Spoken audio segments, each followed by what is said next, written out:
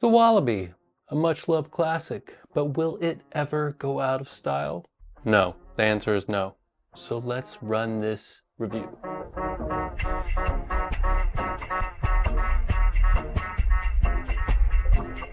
So I put a poll out on my Instagram and YouTube for you all to vote on, and the Wallaby came in first place. Thank you to everyone that voted. Now, I haven't done a traditional review of the Wallaby, but I have done a history of the Wallaby video, so go check that out if you want after you watch this. I think a good place to start with this is the material options you have to choose from. You have the traditional suede, leather, beeswax leather, and wool, and not every color comes in every material, so keep that in mind.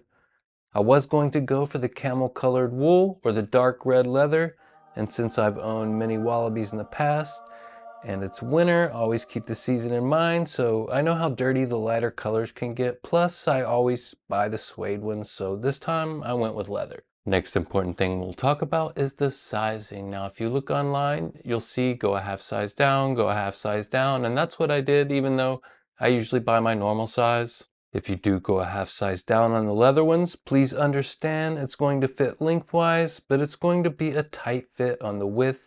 And while the suede will be a little more forgiving, if you have a wide foot or thick ankles, go with your normal size. If you wear thick socks, go with your normal size. If you have a narrow foot and you like a looser shoe with some play, go with your normal size. Now, if you like that one-to-one tight fit and you have a narrow foot, you can go a half size down.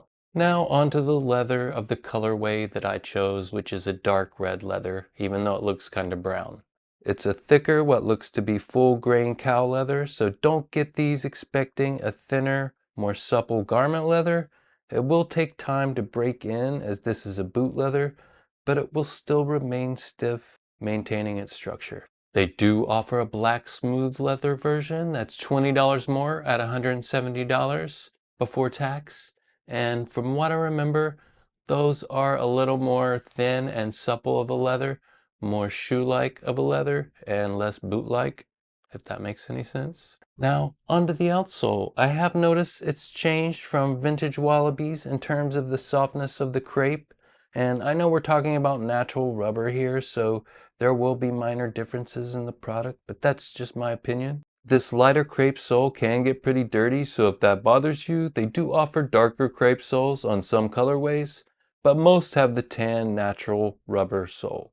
The interior isn't lined, it's just the back of the leather, and the insole is glued in, and that's it. It's a very basic shoe that's pretty much stayed the same since its initial release in 1968. As far as comfort, it depends what your expectations are, but for a simple shoe with no lining and a crepe wedge, I find them fairly comfortable, with the suede and wool ones being a tad more comfy to wear than the leather ones. One thing I will say is on my left foot, the side of the shoe hits the bottom of that bone that protrudes out, which can be annoying until it breaks in.